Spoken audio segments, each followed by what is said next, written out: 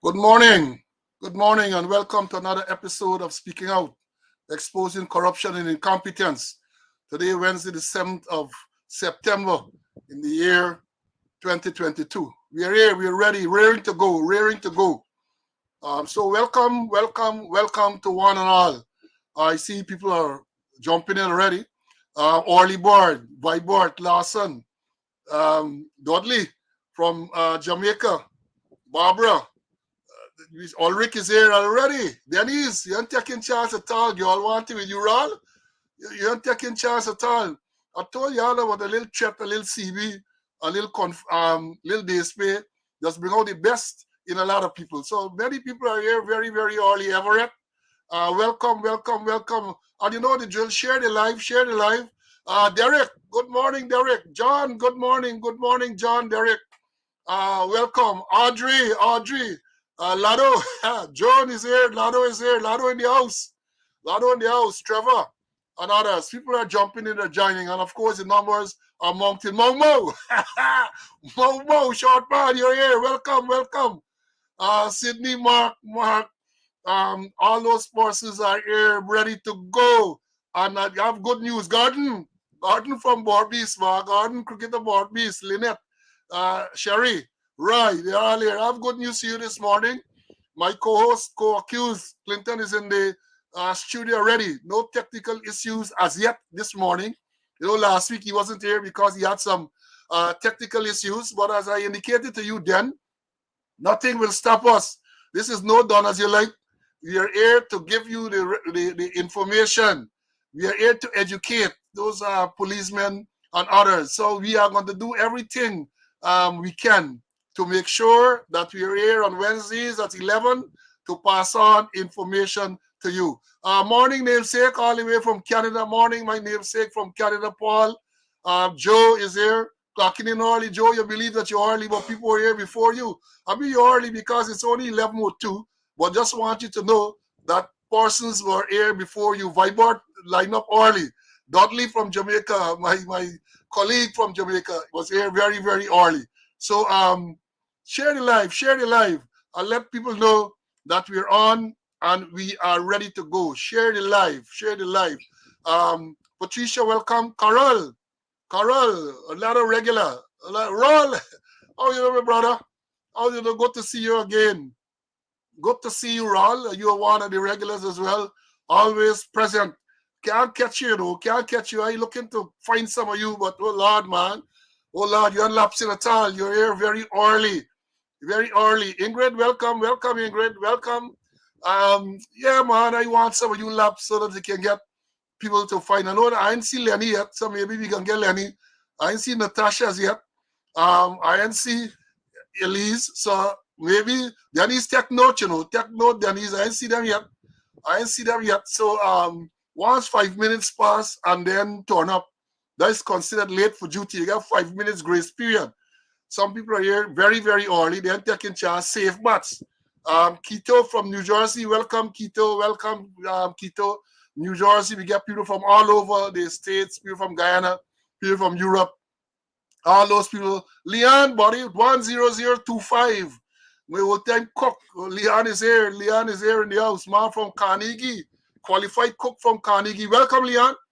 Welcome. Chris, welcome. Kylie, welcome. Junior, welcome. Don, all of these persons are here, ready to go. Numbers are mounting. Let's keep it going. Share the live, and let people know that we're here. We are ready to go. We have so many things again to discuss this morning. Denise is saying that some of them fall asleep. Why would they fall asleep, Denise? They went out last night or they didn't recover from Labor Day yet. That is not the reason, because I ain't taking that as an excuse. I am not taking that as an excuse that they are late because they might have had a late night or a late Labor Day. Labor Day is 2-3 days ago, man. 2-3 days ago, you must be able to recover by now. And if you know that you're going out and you can't take the rackings, don't go out or come back home early.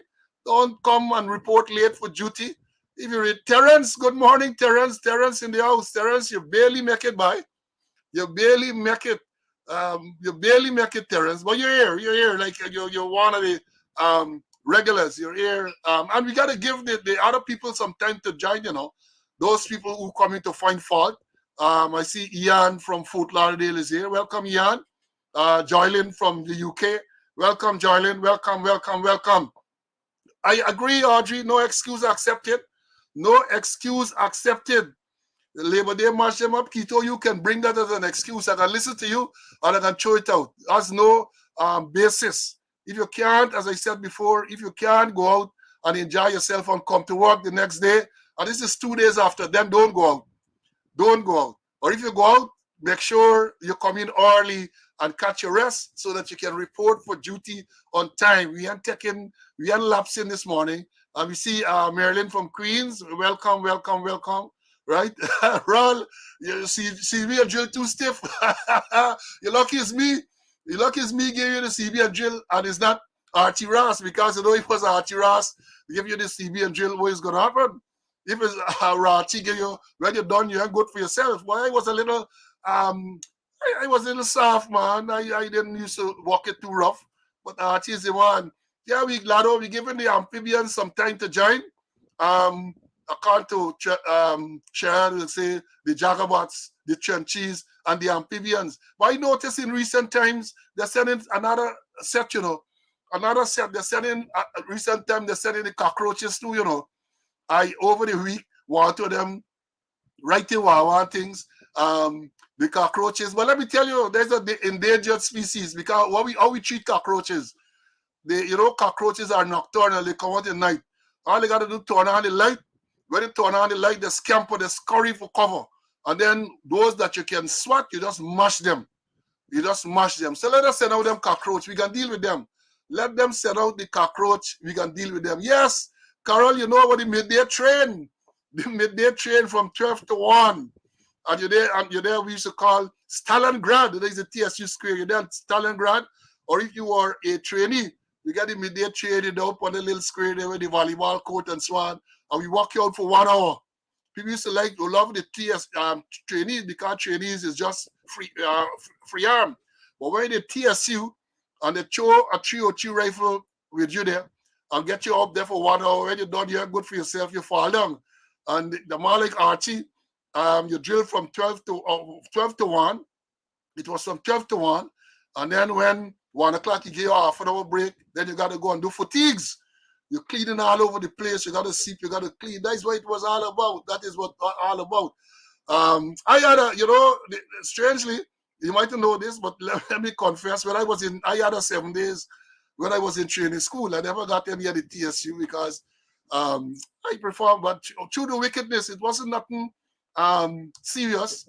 Well, right, Paris and Jai Cole catch me with a little wicked act and dash a 7 day CV and me in training school. So I know the thing, know this thing. And the fascinating thing about the CB, you finish classroom or you finish drill, you got to go on the square for the 1 hour CB, the drills. And then I was there, you feel you don't want to go. And then I had a squaddy, a slim Indian girl, Budu, was there on the midday train with me. And when I make it nice and I moping, if you see what Budu doing, I said, no. Budu was like a shrimp, and Budu there, up and down, up. I said, no, man, I can't really. I got to show some strength. And that is what motivated me to take in the CB. So I know about the thing too. I know about the CB with Jill. Frankie, Squaddy, welcome to one and all. Now, as I would say, I see the numbers are mounting. Let it continue to mount. Share the lives. We are not at capacity yet. Share the lives. I know how many persons. Lado said you had a 14-day CB at the TSU. You damn work this so long. That is why you must get the 14 days CB. But those things build your character, Build your character.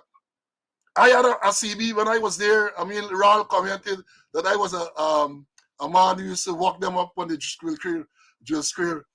Yes, Dory, Lil South, Squaddy Lil South. He was the person I'm referring to. Mr. Conway is here, Marlon. He's here in the studio. I'll bring him in just now. Those things tend to build your character, make you strong. See little CB with drill can't kill you. You say you're bigger than that. You're bigger than that. And I had an experience. I was telling you this. This is no joke. This is the truth. I drilling I was a constable conducting CB at the midday train on the TSU. And halfway through the train, it was a Friday. They called me and tell me there was a certain man, I ain't call his name. A certain man I was drilling. And they said, look, stop drilling the man. I want to know why. I go up and find out. They said, stop drilling the man. The man get promoted to corporal. The man's a technical man. The man get promoted to corporal. So I had to stop. The man see me and everything finished right away. So I always remember that. And whenever I see him, he's still around. I used to tease him about him being promoted while he was there on confinement with drill. Because, you know, in those days, once you were given confinement, wherever you were stationed in Guyana, you came to the TSU to serve your confinement and drill. Wherever you were stationed, you came to TSU to serve your confinement with drill. Let me get a next joke about TB with drill. And a man from his Conway Squaddy, big a red man, used to be at the band. I think his name was Skeet. Tall, strapping red man, 9100 police.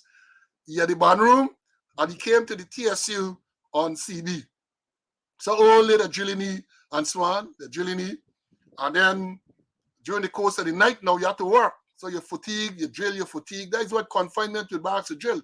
So when time came for him to be put on duty, because as a bandman, apparently he was never trained in the use of firearms.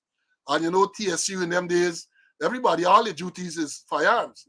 So when he was paraded to go on the duty, the late great Daco Cummins, 57908 Cummins, tell him to go and uplift a revolver to be posted on duty.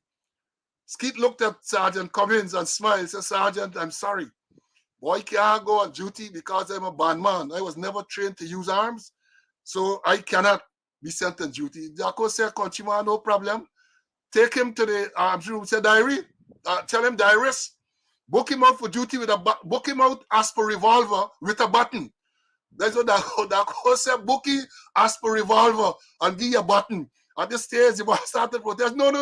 And he make a joke. And this that said, no, don't worry that you already said that you are not trained in the use of firearms. So take a button and go on duty. But you are going on duty. So that is one of the jokes we always remember with Daco and CB and men who came to the TSU from all over. Somebody then F Division, Borbies, A Division, East Coast, wherever you were stationed, once you were given confinement to barracks with drills, TSU was a place that you had to come and serve. So yes, continue to share the live. The numbers we are almost there. Let me say to you, as I would normally do, this is the day that the Lord has made. Let's rejoice and be glad in it, man. Let's be happy to be in the land of the living. So many persons are not this fortunate. So many persons are not this fortunate to be in the land of the living. So those of us who have had this good fortune to wake up this morning and to be alive, we need to give praise and thanks to the Almighty for being here. Because, you know, only recently, our former uh, um, Minister of Foreign Affairs, Mr. Roxy Jackson, passed. As a matter of fact, his funeral service was slated for 10 o'clock this morning at the Humana Yana in Guyana, and is to be cremated later today at Rhymesec, I understand, based on the notification on social media. So let's give praise and thanks to be here. The late great, because I understand I read some of the tributes that were paid to the late Rashi Jackson, and they were great tributes indeed of what a wonderful diplomat, what a wonderful person he was. And I think it is only appropriate for me to pause at this time and to observe a moment's silence for the passing of the former Foreign Affairs Minister, Mr. Rashley Jackson.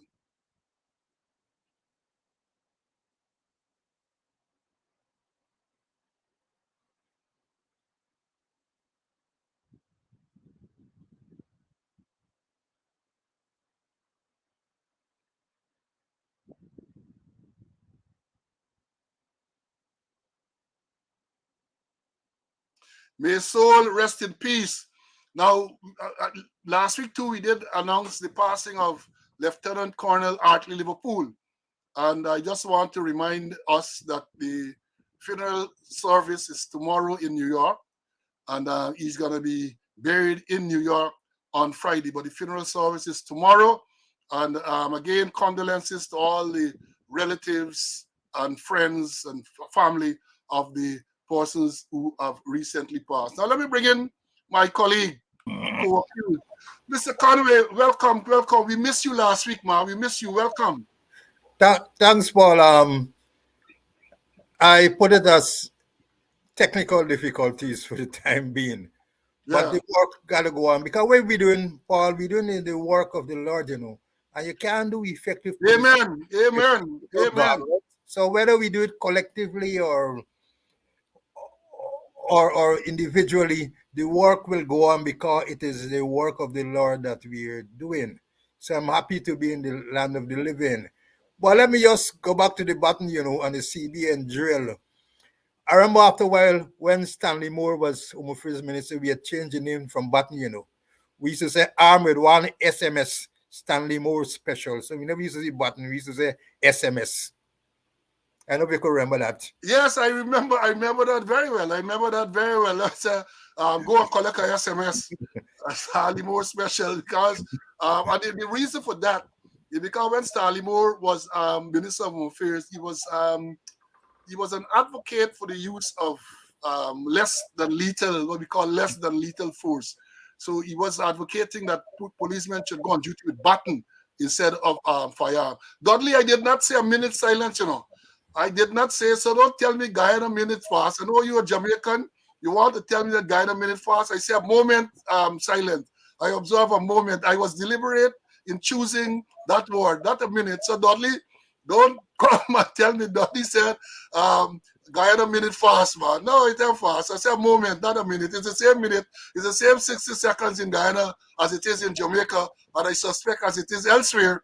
But I said a moment. So CCS, the Stanley Moore special indeed was there. So we got to have you because people have been asking me last week, what happened to Mr. Conway? I said, well, he's experiencing technical difficulties. And even this morning, people have already, people have been asking, where is Mr. Conway? I had to tell them, say, well, all right, he's in the studio and he's waiting for to join. So welcome, welcome, welcome. How was your week?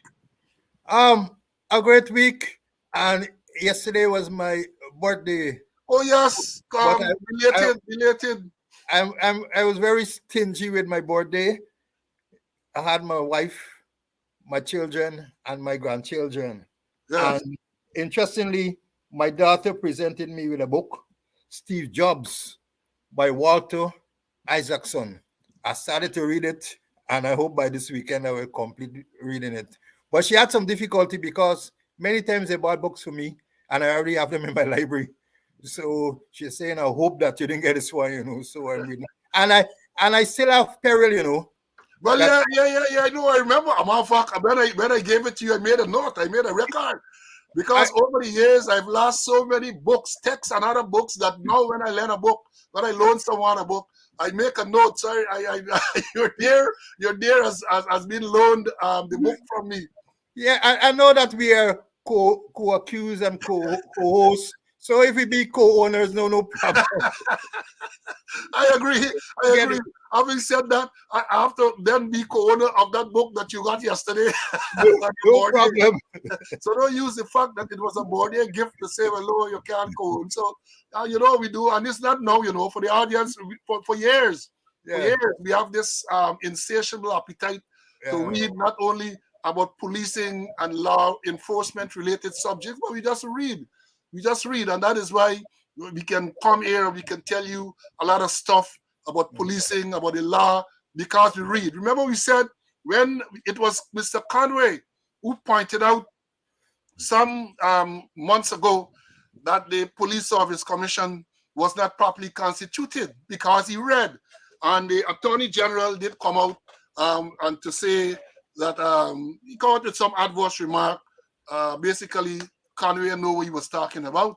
Well, the Chief Justice upheld that the Police Service Commission is not properly constituted. It comes from reading. So that's why I always encourage people, not only the younger ones, but especially the younger ones, to read and to get knowledge. I would tell them, you have the police standing order, you have force orders. Read those things and understand what is going on. You're in a system, you must know what goes on in the system. So welcome, CC. Now, I noted a good place for us to start, maybe for you to comment. I noted the police corporate communication unit.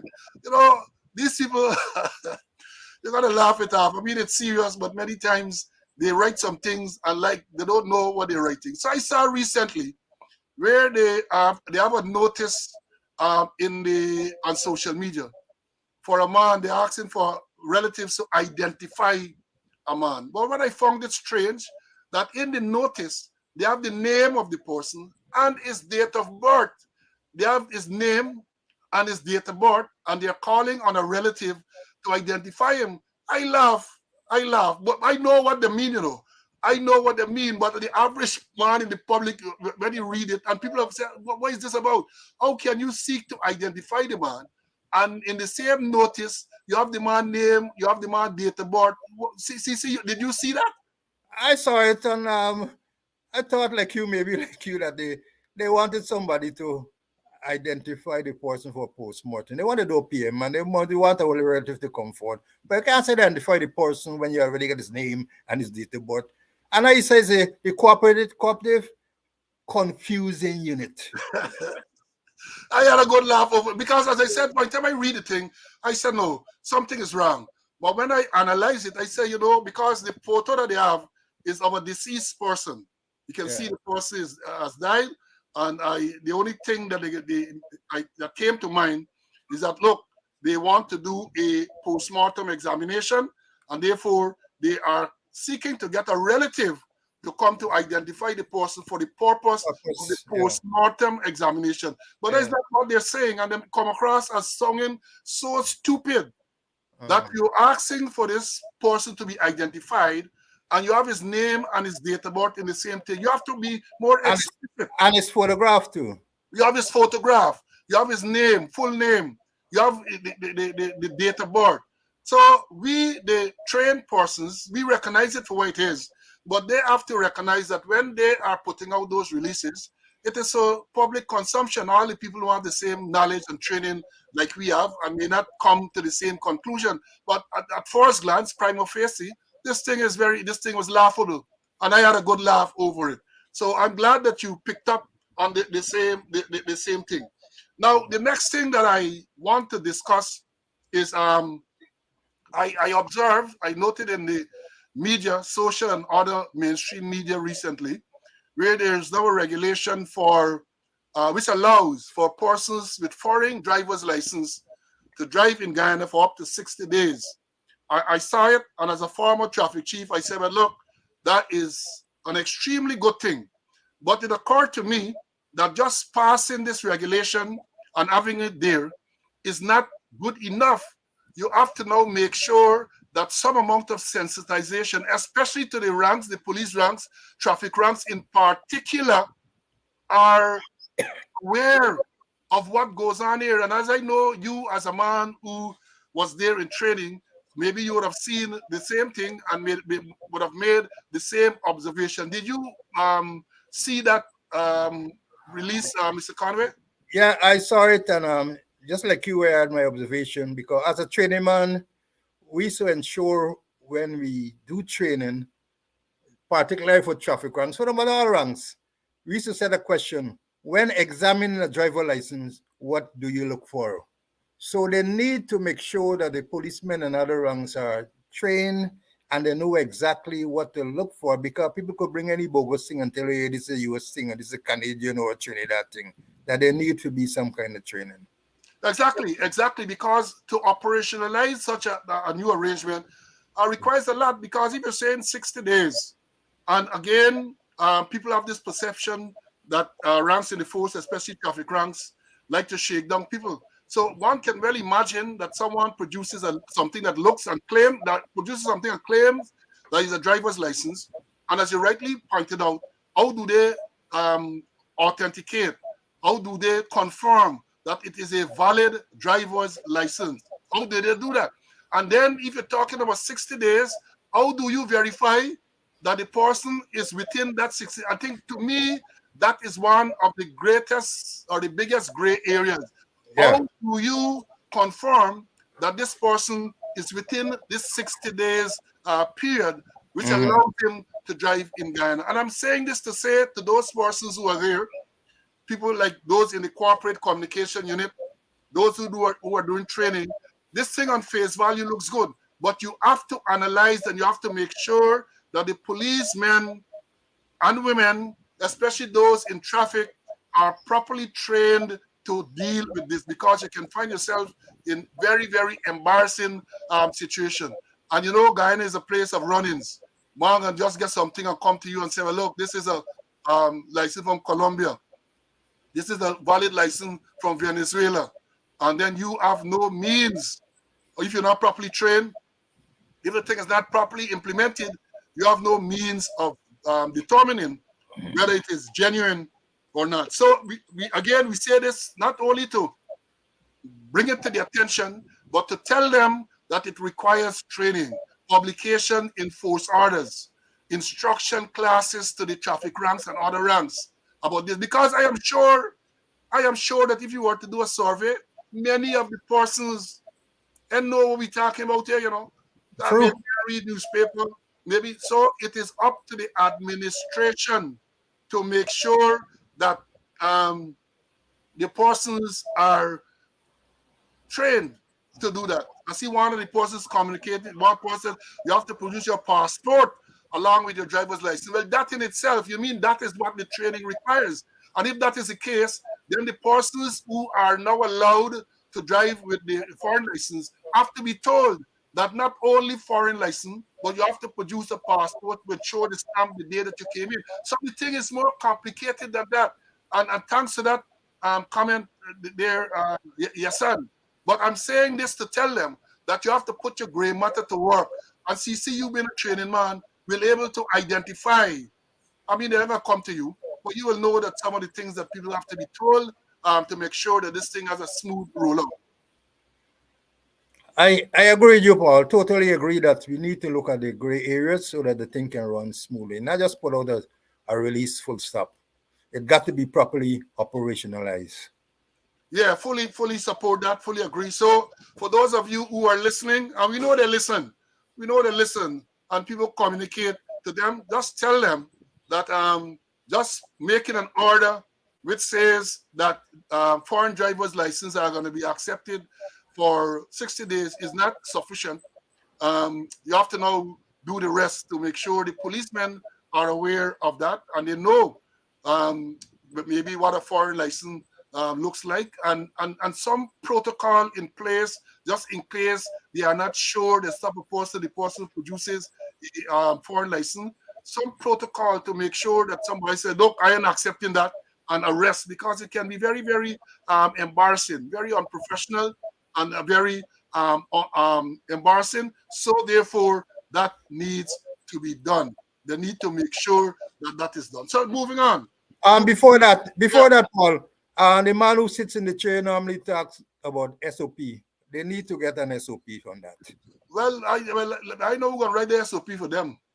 I don't know who is going to write that SOP for them, because they like to talk about posture and Yeah. SOP and so on. And Derek, you're right, because Derek is saying that New York has a new license. Yeah, New York has well, not only three.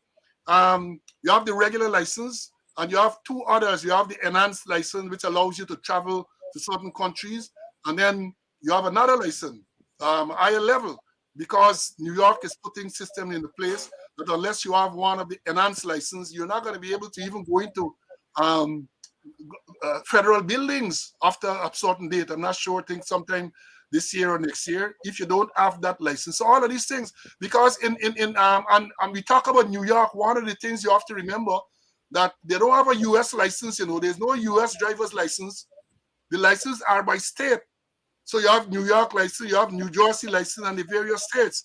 And even within the states, you have the regular the three regular types of license, and then you have the commercial driver's license as well, which is slightly different. So we're saying all of this to say that you have to make sure that some training finishes. And Dudley asks the question, what happens if a person is going to be in Guyana for more than 60 days? Well, I suspect in that case that if they're going to be there for more than 60 days, then they have to go and get some other permit, because you're not going to be allowed to drive with the foreign license. Or I don't know if there will be an arrangement for it to be extended. We don't know. And that is why we are raising this, so that it can be properly addressed. These wishy-washy arrangements that they have. You have a lot of wishy-washy arrangements. And then at the end of the day, the police, if it's not properly trained, they're left holding the shitty end of the stick, because it's the police have to interface and interact with the person who is driving. And if they don't have properly trained, then you have trouble. You have trouble. And thanks, Jason, because Jason is telling me that I'm correctly said, because he has Illinois, he has the license in the United States are by state. So let me say a U.S. driver's license. It has to do with the state, whichever state you got your license in. And of course, as I've said, you have regular license as well as you have commercial license for the same state. So please, the man who sits in the chair, and those of you who are listening, tell them that they have to put some proper SOP and have the ranks trained to roll out this thing. I don't know. I think the date might have been passed, or I'm not sure when it's to be implemented from, but they need to make sure that it is properly addressed. Now, moving on. I noted, CC, that we all know that as of Monday, schools are reopened. Children are out at schools. I also noted that, and I want to take this opportunity to congratulate all those children who are successful at their CSEC examination. Wonderful work. One man got 27 subjects. Congrats. Big up to you, bro. All the kudos to you. And it's a wonderful start in your life, and you should keep it up and keep moving on. But congratulations to all those who turned out. Schools are now open. And to all those who took examinations and were successful, congratulations to them. And for those of you who were not that successful, just to tell you that that is not the end of life, It is not the end of life. Maybe the good Lord has another direction for you. He has another direction. Mr. Conway and I will tell you that we are not products of any secondary school, but we want to think that notwithstanding that, we have turned out fairly well. Others will have other ideas as to how we turn out. But I'm saying I did well. And I think Mr. Conway, he will say the same thing. What do you say about that, CC? I agree with you. I wish to congratulate them. Excellent. But, we need to go a little deeper in the analysis, the core subjects, English and mathematics. They need to do a little more analysis, because I understand mathematics has improved, but it's below 50%. I think the English is about 60-something%. We want them to go in the late 80s and the 90s. So they need to concentrate a little more on the English and the mathematics. All good that you have 27 subjects, but the core thing, English and mathematics, a little more emphasis could be placed on those two subjects. Yeah, but in addition to that too, the academics are good.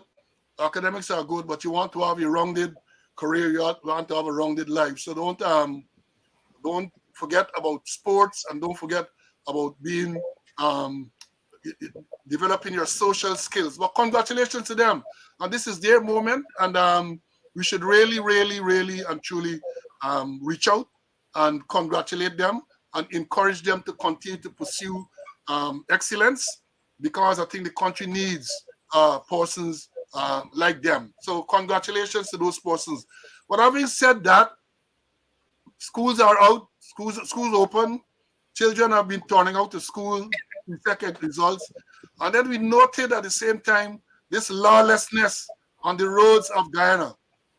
And even before, I think around Monday, I said when schools are open, we're going to talk about the opening of schools, and we're going to talk about the traffic situation. And lo and behold, yesterday afternoon, you had this smash up on the East Coast. I think it's Godop on the East Coast, where 2 persons died. So where you have children are out, you have lawlessness on the road, And I am not aware that anything significant is being done to address the lawlessness on the road. Mr. Conway, help me out here. Agree with you, Paul. And I know the driver who died is from the area I'm living in with. But this thing about traffic is that all police gotta be involved, Not only the traffic rank, the general duty. It might be interesting if you do a assessment and find out when last a general duty man made a traffic case. That the thing must be a total picture. And not only that, let me talk a bit. The commanders must be actively involved.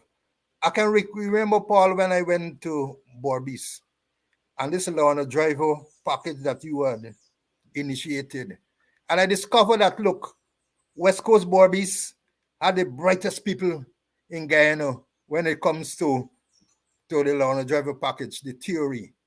They were averaging in the late 90s. And I said something is wrong. I mean, I'm a West Borbis man, but I couldn't fathom that they were so high, late 90s in terms of pass rate. So I took some action, had my own people who were invigilating. I make sure that the questionnaires, the answers, that they weren't sleeping overnight at police station. They had to find the way where they're supposed to be. And after a while, it moved from the late 90s to the 60s. But not only that too, Paul, you had done the SOP as it relates to the practical examinations, where at least a uniform man must be present when that was done by the certifying officer, and they must do night driving. And I discovered that Springlands had the the best drivers in Guyana. If 9 persons register to do the practical exam, all 9 would pass. So I took some strong action. I told the certifier, I said, look, you must have no 100% pass. Called him, I spoke to him, and he started to say 100% pass. And I said, I'm going to remove him. And he said he is the certifying officer. Only he can give persons driver's license. The commander can't give person driver's license. I know what I did. I removed him from Springlands and sent him to Oriello so that he could certify boats. So the point I'm making is that commanders must get involved in this traffic arrangement also. But not only to supervise as they are required to do, but also to make sure that the laws are enforced. Because people who know me know that when I was in Borbis and West Demerara as commander, I drive in going to work. There any minibus or people to drive? I drove at the established speed limit. Dare them to drive past in their reckless manner. They know you still got a long line. There was a talk, big talk. Survey any one of the old minibus drivers in Borbis or even West Demerara. Because you have to make sure that, as you rightly said, the traffic situation is not only a situation for ranks who are in traffic, but it's for all policemen. All policemen. And if, having said that, if you look at yesterday, that fatal accident on the East Coast, a retired senior police officer messaged me shortly thereafter when he saw the footage of that accident. And he reminded me that years ago, and I remember that very well, fatal accidents were investigated by members of the CID, the Criminal Investigations Department of the Guyana Police Force. I think up to the 70s or maybe up to the early 80s, investigated all fatal accidents, because fatal accidents is not an ordinary accident.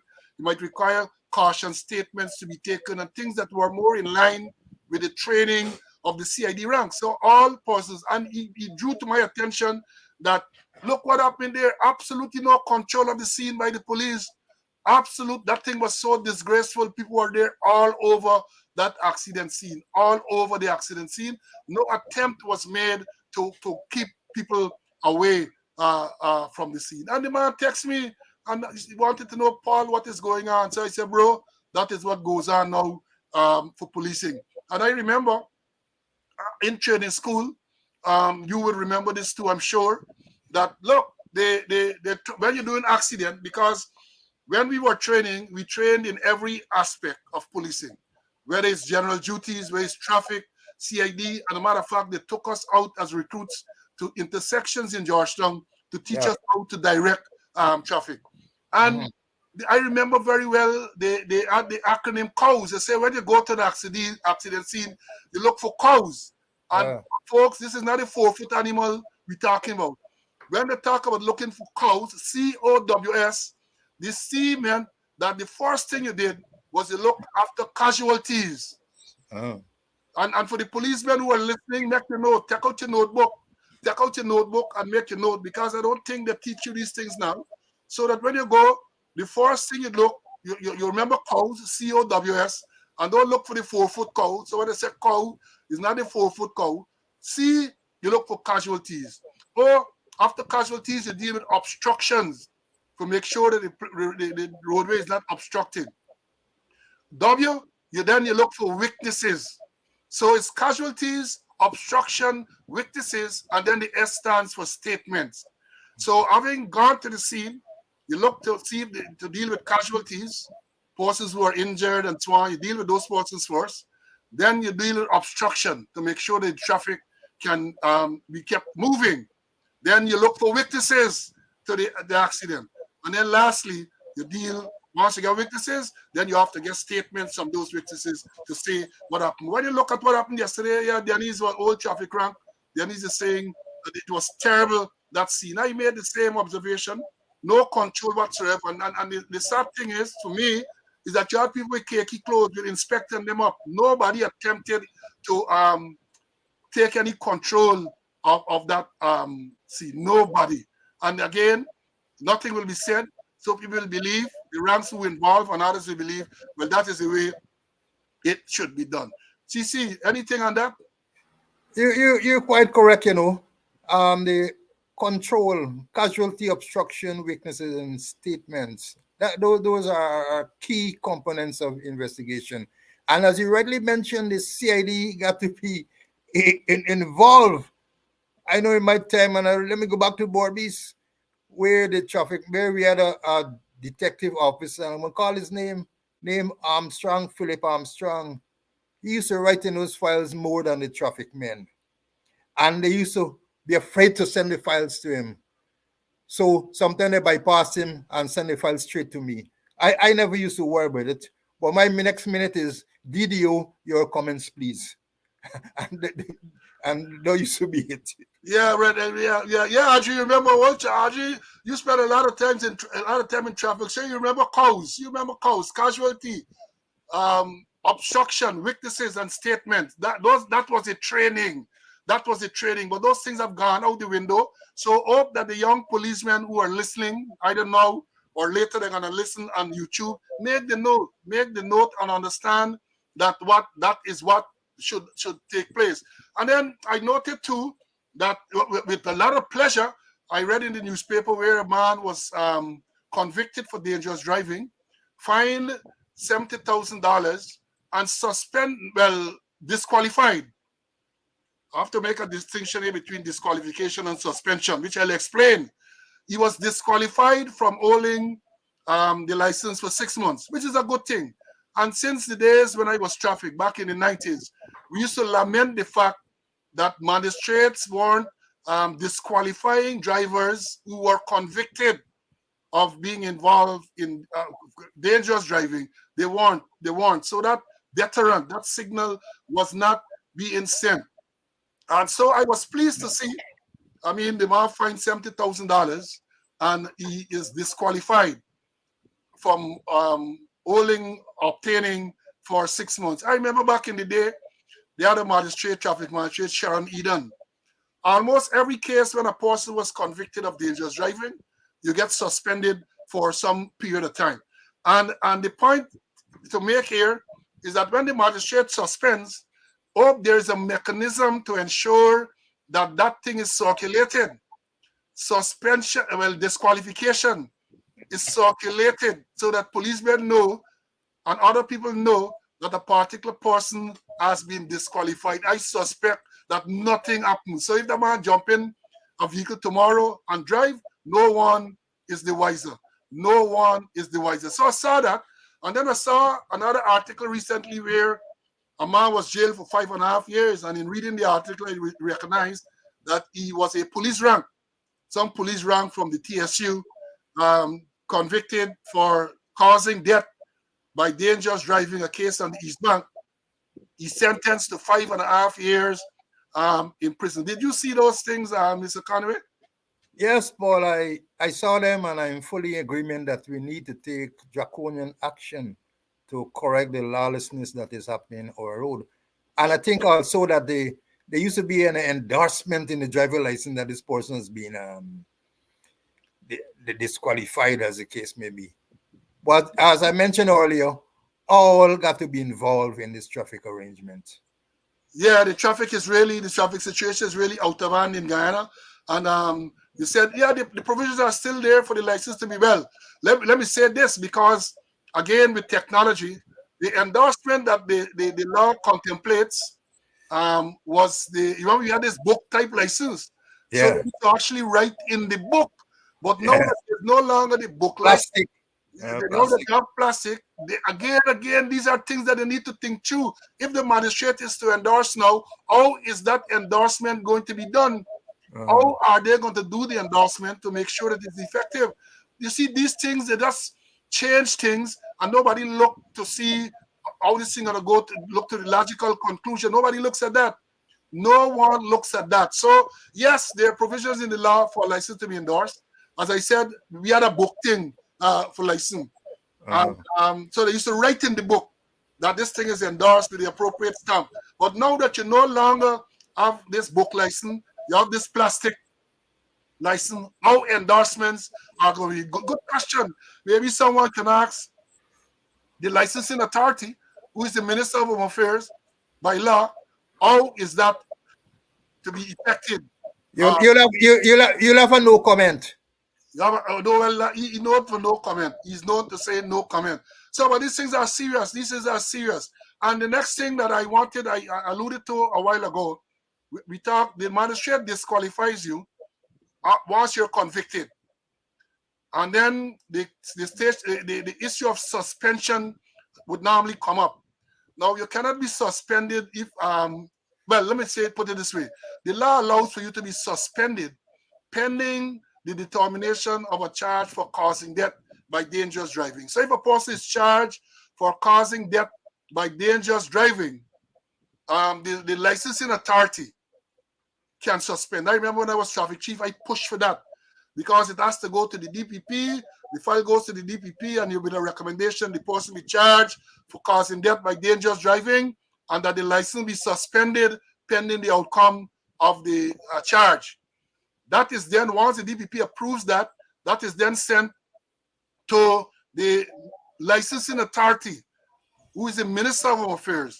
And he is the person who the law gives the power to suspend a driver's license. I don't know when last licenses were suspended. And we have a system then that once that was done, the publications were made so that the public was alerted to the fact that a particular person's license is suspended. But if you suspend, if you disqualify, and this thing is, you don't have a system to make sure that the policemen and the general public is aware of this suspension or disqualification, you're really wasting time with them lawlessness, them lawless people get in Guyana. Well, just jump and continue to drive. Mr. Conway, still want to comment on that? I agree with you. Totally, I'm total agreement with you, Paul. Yeah, man. So how they look at these things, the traffic station. But let me put it this way too.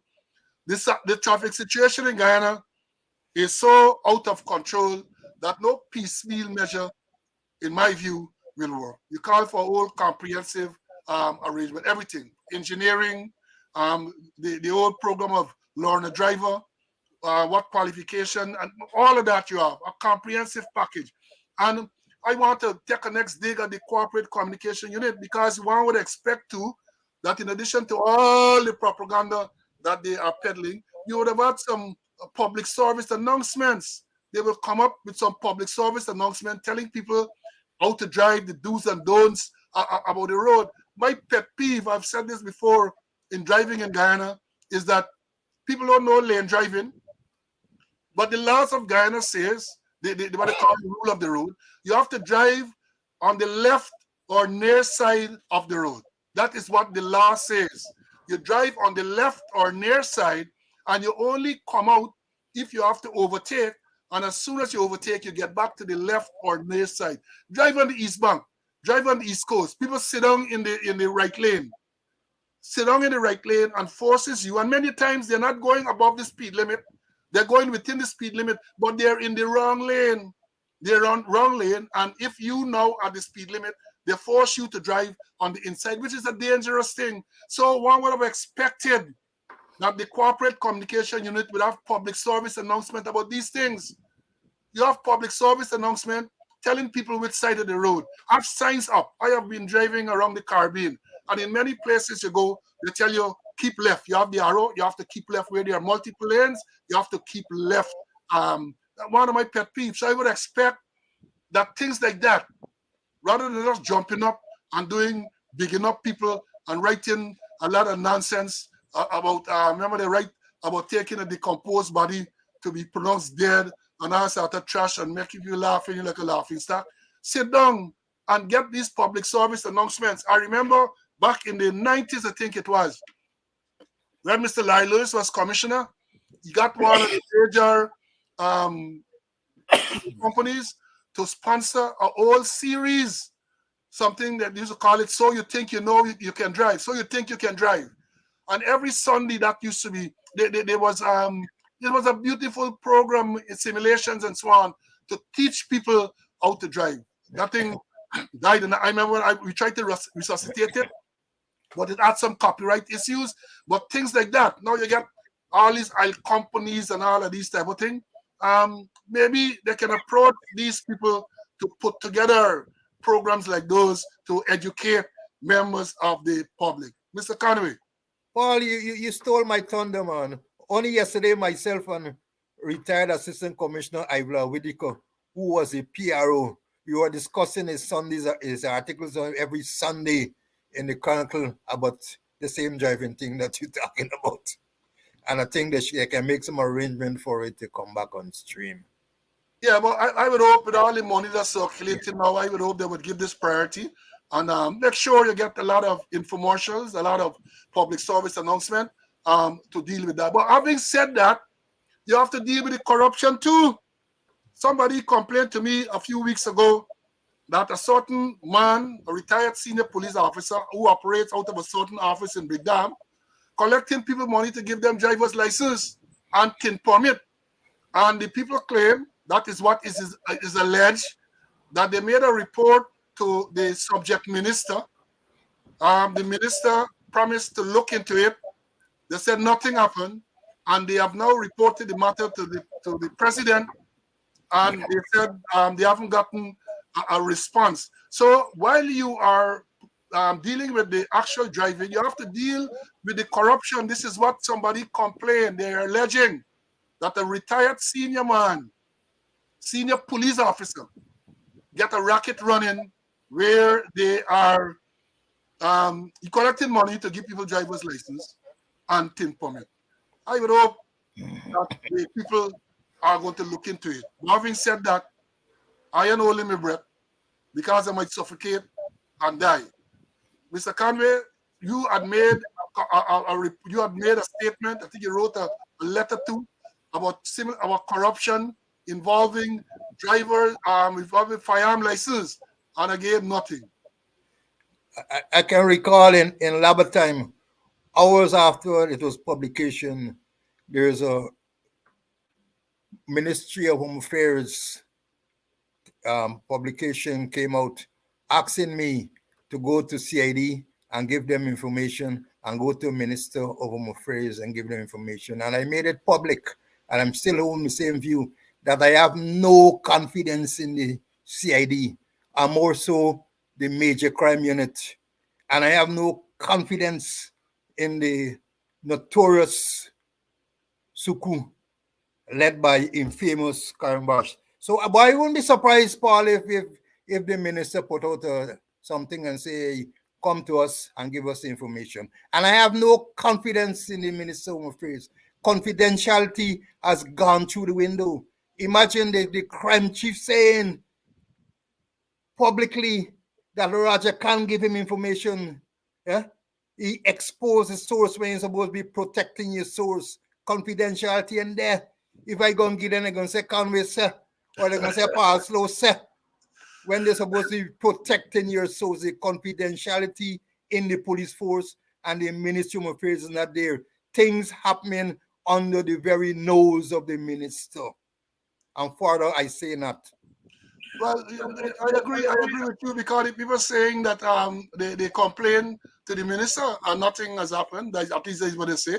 And again, one would expect, you know, might say, oh, you're investigating. But if someone makes a complaint to you and you're investigating, one would think that courtesy, common decency will dictate that you bring the person up to speed with what is going on. But the fact that the person, weeks after, months after, can claim that nothing going on, mean that you are not in communication, you're not telling them, bringing them up to speed what is going on, which is a sad thing. And somebody is saying here, and Eldon, you're right. They have different speed limits all around. So maybe that would be a good start for the corporate communication unit to advise people about the speed limits in particular areas, because sometimes they change suddenly, and then the policeman gonna pull you over and tell you exceeding your speed limit. But call for, yeah, you would have been exceeding the speed limit, but in terms of the PR, maybe there's a good place to start by informing people.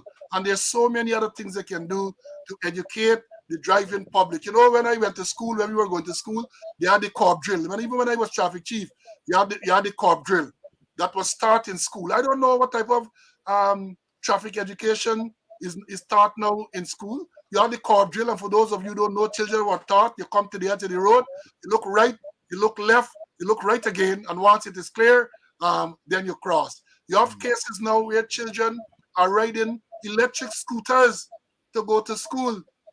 There's no law in Guyana relating to electric scooters, so those children are going to be riding.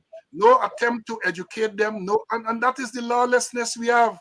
That is the lawlessness in the country. And if these things are not properly addressed, things are likely to get worse. But we have said quite a lot, and people have been asking about the BASCOM. You know, when I did the notification, I said that we're going to look or continue to look at the BASCOM. So maybe we're going to go into that now and to bring you up to limit. But when we're going into that, let me give you the notification, man. Clear the way, siren coming through. Clear the way, we coming through now. We coming through, we coming through, we coming through. So we're going to tell you, I'm going to talk something now about this matter. Now, we know the allegation. I'm not going to go through that again and take up precious time because we're already been here for almost an hour. I don't want to go through the background because it's there in the news all over. But let me deal with the part where the lawyer representing Mr. Bascom said that he wrote to the president asking for protection under the Protective Disclosure Act. Call it the Whistleblower Act, you know, and I like them reading. So I'm going to read up and I read up and I read up and so on. So it refers to as a whistleblower. And what is who is a whistleblower? Let me read what the definition. I'll read two definitions about whistleblower. You know, we're teaching two definitions. One says a person who informs on a person or organization engaged in an illicit activity. So a person who informs on an individual or an organization involves in an illicit activity. Then the second one says one who reveals something covert or who informs against another, especially an employee who brings wrongdoing by an employer or another employee to the attention of government or a law enforcement agency. And then it's just a note to say a whistleblower is commonly protected legally from retaliation. So let me look at that. Given the allegations made by Bascom, there is no doubt in my mind, and based on the definition, that he is indeed a whistleblower and should be afforded the protection contemplated by the Protective Disclosure Act or the Whistleblower Act. Now, let me go on to tell you in the US, they say that Congress also added significant protection for whistleblowers. That is the US Congress added significant protection for whistleblowers. It says it provides remedies, including reinstatement. So if a post is dismissed, they can be reinstated. Back pay with interest, and as appropriate, punitive damage for whistleblowers who are discharged, demoted, or discriminated against due to the involvement with a false claim disclosure. So they're saying that in the States, you have this thing going. We have law, and the law is known as the Guyana's Protective Disclosure Act of 2017. And here what the act says. The Protective Disclosure Act says it's an act to combat corruption and other wrongdoings by encouraging and facilitating disclosures of improper conduct in the public and private sector, to protect persons making these disclosures from detrimental action, to establish the Protective Disclosure Commission to receive, investigate, or otherwise deal with the disclosures of the improper conduct, and to provide for related matters. And interestingly, Section 17 says, Section 17 of the Act, and that is the Protective Disclosure Act, deals with immunity from criminal, civil, and disciplinary proceedings. That's the headline. Immunity from criminal, civil, and disciplinary proceedings. And it says, notwithstanding any other law, but subject to Section 18.1, a person who makes, receives, investigates, or otherwise deals with a protective disclosure shall not be liable to any criminal, civil, or disciplinary proceedings by reason of having made, received, investigated, or otherwise dealt with that protective disclosure in accordance with this act. That is the laws of Guyana. That is what the law says. And we understand that following the disclosure by Detective Sergeant Bascom, the man who sits in the chair in the press conference said that he asked the OPR to investigate. He asked OPR to investigate, and he said that the investigation was completed and the file was sent to the DPP for legal advice. We subsequently heard that the DPP advised criminal charges against Bascom. Mr. Conway, where is that matter now? Well, we still in the air and we still waiting. But the law is clear that he is protected, the whistleblower is protected. But let me just try to put some things in context in relation to this Boston issue. It's about attitude and behavior of the police. Instead of them sitting down with Boston and trying to get him to explain or to find out exactly what he's saying, they held a press conference to debunk what the man is saying. It's about attitude, it is about behavior, and it's about communication. They say the weakest link in communication is listening. And police, my experience, police don't listen effectively. They have an attitude sometimes towards the speaker or the topic. I can remember doing a little bit of management. I remember Peter Drucker saying the most important thing in communication is to hear what isn't being said. Or we used to say that we must read through the line. Here it is. A man broke down the wall of silence, the blue wall of silence. And the blue wall of silence is which telling you, hey, you must not report wrongdoings that you see other people commit. This man has broken down a wall. He's come up with whistleblower. He's spilling the bean. And they don't want to hear him. They're not listening to him. And that is a big problem. They want to say from the inception that he is lying without any investigation. And I heard that seven charges, cybercrime and whatsoever.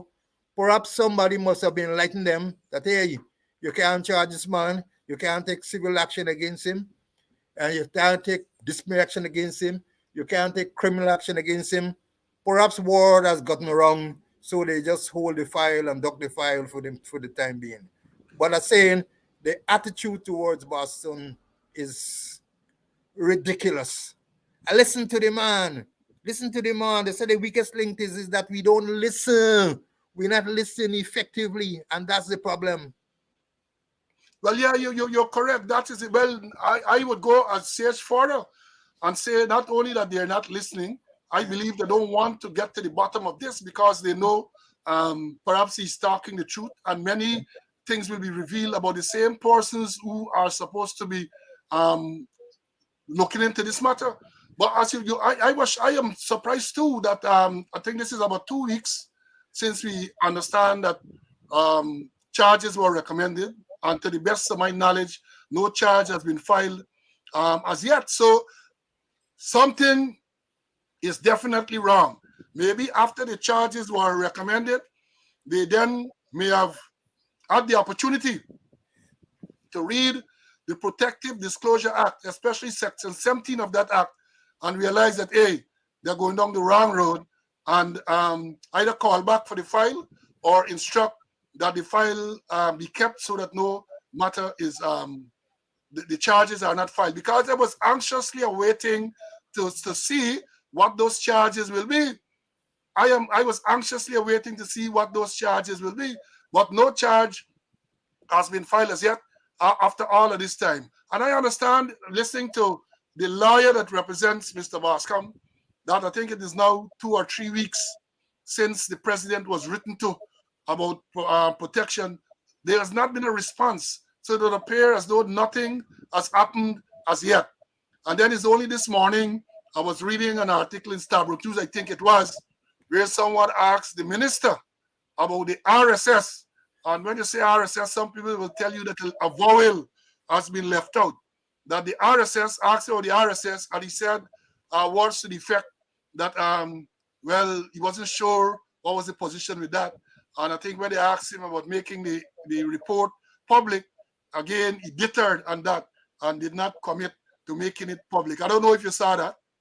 I saw it, and this is a matter of public, major public interest. And the RSS, I listened to you the last time we met and talking about the achievements of the RSS, apart from moving prisoners from one jail to the next jail and dealing with some other issues. And I listened and I thought there was a break in transmission.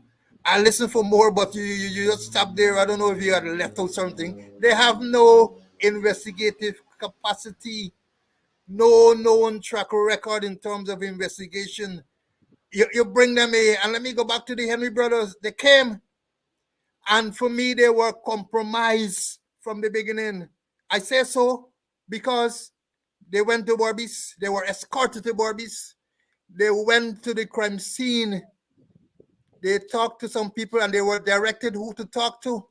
And the main man in West Coast Barbies, the commander, senior superintendent Edmund Cooper, they did not utter a word to him, not even good morning, not even good afternoon, because their mind were biased because Cooper had issues with the CID in terms of investigation. Cooper had actionable intelligence that they weren't working on. And the admin, the ops man are talking about Hicken and others had wanted Cooper to use lethal force against unarmed protesters. So when they went there, don't have nothing to do with Cooper. Forget about Cooper, although he was one of the first responders to the scene there. So how they could solve? So they went back to Georgetown and they said the police are competent to deal with it. I hear the police are competent. So for me, they were compromised, and they come again, and I would bet a couple dollars that they will be compromised if they're not compromised already.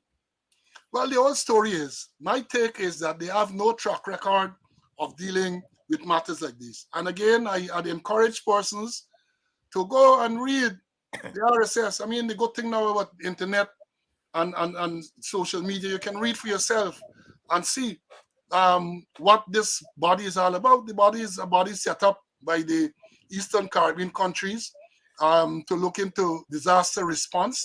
They have had involvement in the Grenada coup back in the 90s or the late 80s. And that is the extent of their involvement in this type of matter. They have no investigative track record, none whatsoever. As a matter of fact, my former colleagues in the Caribbean, policemen I'm referring to, when they heard that RSS, the regional security system, was coming here to investigate a matter of that nature or to review, according to what they say now, investigate to review a matter of that nature, they were asking me if it's joke they're making. They were asking me if it's joke they were making because they said, and this is people from the same Eastern Caribbean countries, they said that the RSS has no such capacity, has no such track record, they have no such capability. So I said, well, we know that, but I believe that that was done to make sure. I said that, and I say again, and I dare them to contradict me successfully, that they have no interest in getting to the bottom of this matter. They have no interest. And I said before, I'm repeating again, that if you really have an interest in getting to the bottom, two matters we're referring here to, that is the murder of Ricardo Fugandez, aka Paper Shards, then you will have a credible investigation. At this stage, credible investigation must involve people with a track record, people like the FBI, Scotland Yard, Royal Canadian Mounted Police, people who we will have confidence in, will come and will get to the bottom regardless. They are not going to care who they have to expose, who they have to interview. They are going to get, and you're going to get a proper investigation. And I said again that in relation to the allegation made by Bascom, what is required is a properly constituted commission of inquiry with proper terms of reference. And I said the reason why we want a commission of inquiry is to make sure that persons who are going to be going before that commission to give evidence will do so under oath. Yep. The commission will also have the authority to subpoena records, telephone records, and other records, examine witnesses, including members of the public who may have pertinent information, and they will do so on the oath. Because, buddy, anytime you call those actors to come before any investigation in relation to that, they're going to lie. They are, as I've said, they are pathologically mendacious. They're going to come, they're going to tell a pack a lie, right? And cover up. Because we have seen that in the past. So that's the only way you can have credibility into this thing, telling us about RSS. And imagine, according to the Starbuck News, the Minister of Home Affairs is saying that he's not aware how far the investigation and whether, what really going on, whether the investigation is complete. The Minister of Home Affairs is not aware. So it's who these people have to submit this report to at some stage. Who? Mr. Conway, can you enlighten me here? No, I don't know, but if you're the minister, you're supposed to be in command and control, buddy. And I'd say he's not aware. The total nonsense. But I don't have the confidence in the operations of the Ministry of Affairs. More so the minister. Jokers. Well, you're taking your eyes and past jokers. That's all I was saying. You're taking your eyes and past jokers. But you know, this thing is really, really serious. And the question I will continue to ask is that if it is that you want to stamp out corruption and you want to professionalize the organization, the police force, this is a golden opportunity. Why is it that you seem reluctant to want to get to the bottom of this allegation? Why are you reluctant to commission a proper investigation? Why are you reluctant? The only logical reason is that, to me, you don't want to get to the bottom. You don't want to open this can of worms. You know what the late Deputy Commissioner Thompson used to say? You remember what he used to say? Remember Thompson said? Boy, oh boy, that is a hornet's nest. Yes. You don't want, Derek used to say so all the time. They don't want to get to the bottom. and then one have to question. You have to question the motive as to why they don't want to get to the bottom of this. So that is the position. Bascom is still there, no charge. We are no going on. The public should be, in a matter like this, public, you don't even know if it's a one-man team, two-man team from RSS, you don't know nothing. Then I don't even think the government made any official announcement that the RSS personnel or team is here to conduct this review. We heard, by the way, somebody called somebody, the public cooperation unit, nobody has made, as far as I'm aware, a public pronouncement that these people are here and what they are doing. Nothing. This is an Ushers thing, and that what's gonna happen at some stage, you're gonna hear, you're not gonna even know when it is completed. And then when some question is asked, somebody gonna say, oh, they came here and they did what they had to do. They said this or they said that. That is what is likely to happen, and none of us will be the wiser. None of us. And for those of the people, including the crime chief and all of those forces who have been trying vigorously to discredit Boston, I said before that in trying to discredit Boscom, you are discrediting the Guyana Police Force because he is a member of the Guyana Police Force. And all of those things you're saying about him, you are discrediting the organization that you lead. Right? So I realized that in the past days I started shut up, they ain't saying nothing. So I don't know if there's a signal that they have said all that is they need to say, or if they just run out of excuse, or if the backlash that they get, they're smarting from the backlash that they would have received. So that is what it is. The Basca matter is still there. It is not going out. It is not going out. The Pindan Bacchus matter is there too. Them things are not going to be swept under the carpet. They should not be swept under the carpet. Should not be. We need to know, the public need to know that a proper investigation in terms of some people are charged who the complaint authority said Amar was never at the scene. He was never at the scene. They said so. He got charged. And persons who were at the scene, you ain't even hearing the name any longer. As a matter of fact, they got promoted. They were not. Mr. Conway, your closing remarks. Paul, Frank Sopico keeps jarring my mind all the time. As this case with Boston has parallel to Sopico. Sopico is a man who broke down the wall of silence and who shook the very foundation of the NYPD. And certain things happened to him. I'm not a pessimist, but I'm fearful for the detective sergeant that things may very well happen. Pray to God that those things happen. But Sopico is a man who smashed up the whole NYPD in his evidence. He came forward. And it has parallels to Guyana. Certain things might very well happen.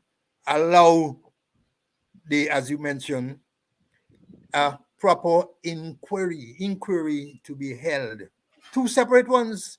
You mentioned the murder of paper shots and what Boscom is saying. Hold proper inquiry and allow civilians to come and participate. Sometimes some men might be allowed to give evidence in camera, as the case may be. Let the thing be done and don't hold things in secrecy. This is crying out for justice, and justice must be done in terms of holding two separate inquiry. And forget, if the RSS are here, send them home. Let it go along the way, because there will be no use to us. Well, thank you. And it's hurricane season now, Hurricane season in the Caribbean, so maybe they will have lots of stuff to be dealing with, because that is what they are trained to do. That is what they're constituted to do. So maybe they can go and prepare for whichever hurricane can move through the Caribbean during the season. And, let me say this, CC. I said it, I think it was last week. I noted that the businessman sued Sergeant Bascom for $200 million. And I said, that is not going to cut it. If you want your name clear, and I'm sure if you're innocent, you would want your name clear. The only way at this stage you have your name cleared is through a proper investigation into that murder. Because suing a sergeant of police for $200 million sends the wrong note. It send the wrong message. It's saying that you're trying to intimidate and to silence the sergeant. That might not be your intention, but that is how it is coming over. And I say to him that free advice. You want your name clear as you should. Insist that there be a proper, credible investigation into this murder so that your name and your business, the name of your business, can be clear. Anything less will not work. Anything less, whatever the RSS says, people are not going to believe them. So that is my advice to you. So, Mr. Conway, thank you very much for. And before that, Paul, Uh, some good news and some bad news. I'm happy that yesterday the police reopened the police outpost at Maro. I know the government is pumping a whole lot of money in terms of agriculture development in the area. So they reopened that thing. I think they got ATV and some other vehicles and so forth. But one worrying thing, and it's still happening, is that there was Assistant Commissioner Budram masquerading as a Deputy Commissioner Operations. He is not a Deputy Commissioner. There are two deputy commissioners for the time being. Happy, who is on pre-retirement leave, and Dr. Paul Williams, who is the next in line. Williams should have been acting as commissioner in as it relates to the public service commission rule. So it irks me, it irritates me when people like Budram and others pamperzetting, masquerading as deputy commissioners. They're not credible. They are assistant commissioner, full stop. And that's how they must operate. And I must tell the media that they're not deputy commissioners and they must not refer to them as deputy commissioners. Well, it's sad. I mean, the people before him, the man who sits in the chair there now and the one down at admin, they refer to themselves as commissioner, as deputy commissioners. But it's sad that these people will come now and continue. Budram in particular, I mean, I know Budram will come in particular and try continue with this dishonesty. But I guess, as they say, go just fall in and cover down. But it is dishonest. It is being dishonest. He's not a deputy commissioner. He should not be referring to himself as he's not even acting deputy commissioner, because as was revealed during recent court matters, the same procedure to make a commissioner is the same procedure has to go through to make an acting deputy commissioner, acting commissioner as well. And we know that has not been gone through. Talking about that, we had some stuff to discuss on the promotion, but time has run out. So next week, I'm going to deal with that next week. So thank you very much, CC, for your ability to overcome the challenges and you're here this morning to pass on the information to our viewers. Thank you very much. Thank you, Paul. And technical difficulties or not, the work of the Lord will go on, Paul. I agree with you. The work of the Lord must go on. We turn brothers now. The work of the Lord must go on. We're going to be here. And the Lord will find a way to ensure that we are here to give you this information, to train and to teach.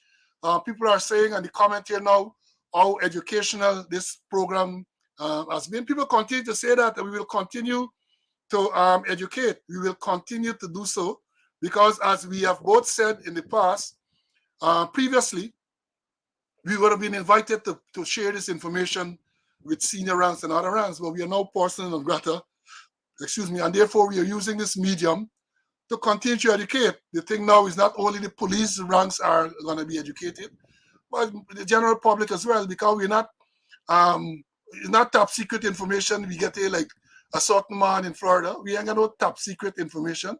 This is information should go out to the public, and we're going to make sure that it gets out there. We're going to make sure it gets out. And as we have said to those persons, forget about the messenger or the messengers in this case. Listen to the message. Listen to the message. We give you some good things about traffic. We give you some good stuff about other issues. I would hope that you will take it in the spirit it was intended and make sure we talk about the driver's license, 60 days. Make sure you look into those things. We don't want credit.